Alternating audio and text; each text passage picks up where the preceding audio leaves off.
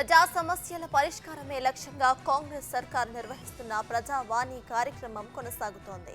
ప్రజాభవన్లో మంగళ శుక్రవారాల్లో జరుగుతున్న ఈ కార్యక్రమానికి బాధితులు భారీగా తరలివచ్చి తమ గోడును అధికారుల ముందు వెలబోసుకుంటున్నారు. అర్జీల రూపంలో తమ సమస్యలను చెప్పుకుంటున్నారు.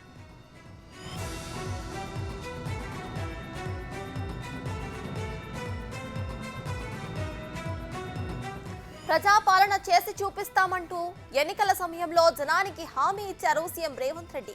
ఈ హామీలో భాగంగానే ప్రగతి భవన్ గడిలు బద్దలు కొట్టి ప్రతి సామాన్య పౌరుడికి ఎంట్రీ ఉంటుందని భరోసాని ఇచ్చారు.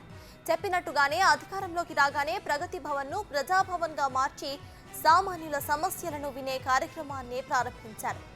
ఒక్క రోజుతో కాదు, ప్రతి మంగళ శుక్రవారాల్లో తరలివచ్చి అధికారులకు తమ సమస్యలపై దరఖాస్తులు సమర్పిస్తున్నారు. ఇందులో భాగంగానే ఇవాళ కూడా ప్రజావాణి కార్యక్రమం కొనసాగుతోంది.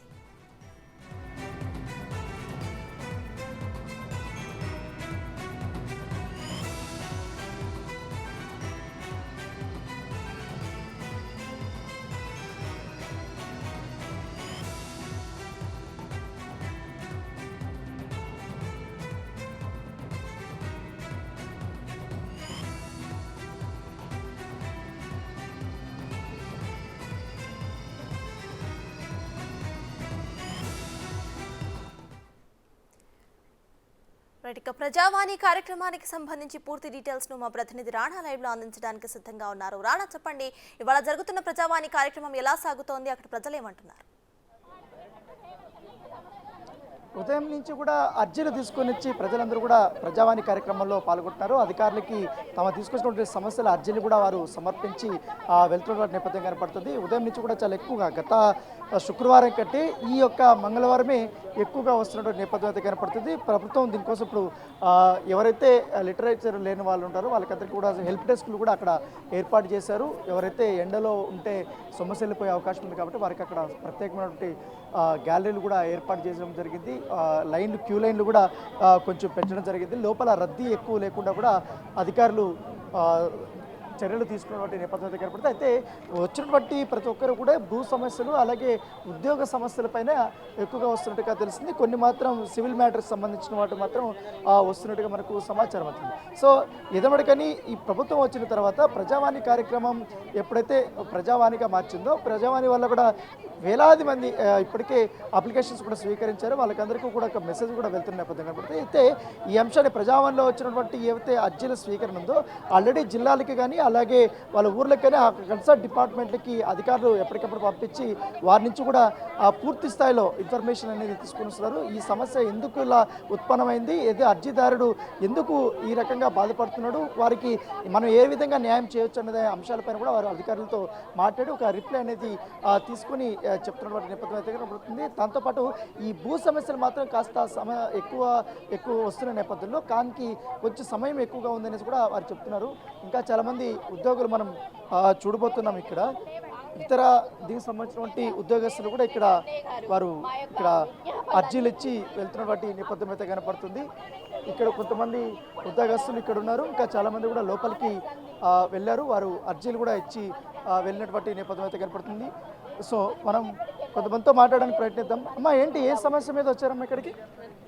మేము వైద్య విధాన పరిషత్తులో స్టాఫ్ నర్సెస్గా పనిచేస్తున్నాము. 25 years నుంచి పనిచేస్తున్నాము. 317 జీవో హోల్డ్లో పెట్టారు. సో దానివల్ల అనేకమైనటువంటి సమస్యలను మేము ఎదుర్కొంటున్నాము. సో అది అమలు పరిచి మాకు ప్రమోషన్స్ ఇప్పించాలని మేము వచ్చామండి. మేము 1999లో అపాయింట్ అయ్యాము. మా బ్యాచ్లో ఆల్రెడీ సగం మందికి ప్రమోషన్స్ వచ్చి వెళ్ళిపోయారు. 5 years బ్యాకే వాళ్ళకి ప్రమోషన్స్ వచ్చాయి. మా దగ్గరకు వచ్చేసరికి కట్ ఆఫ్ అయిపోయింది. సో మాకు 2018లో ప్రమోషన్స్ ఇచ్చారు. 21లో ఇద్దామని లిస్ట్ పెట్టేసరికి కోర్టు కేసు అని మాకు ప్రమోషన్స్ ఆపడం జరిగింది. తర్వాత ఈలోపు 317 జీవో వచ్చింది. అది అవుతేనే మీకు ప్రమోషన్లు ఇస్తాము అనేసి 317 జీవో. మీ ప్రమోషన్కి అబ్జెక్షన్ పెట్టింది ఎవరు? కోర్టుకి వెళ్ళినటువంటి ఎవరు? మా 2016 బ్యాచ్ 2016 బ్యాచ్ వారు కోర్టుకి వెళ్ళారు. అవునండి, వాళ్ళకి అవకతవకలు ఉన్నాయి సీనియారిటీ లిస్టులో అని వాళ్ళు కోర్టుకి వెళ్ళారు. కోర్టు కేసు కూడా క్లియర్ అయిపోయింది. క్లియర్ అయిన తర్వాత 317 జీవో వచ్చిన తర్వాత ఇది అయితేనే మీకు ప్రమోషన్స్ వస్తాయని ఆపారు. సో 317 జీవో కూడా మొన్న 18వ తారీఖు రిలీజ్ చేశారు.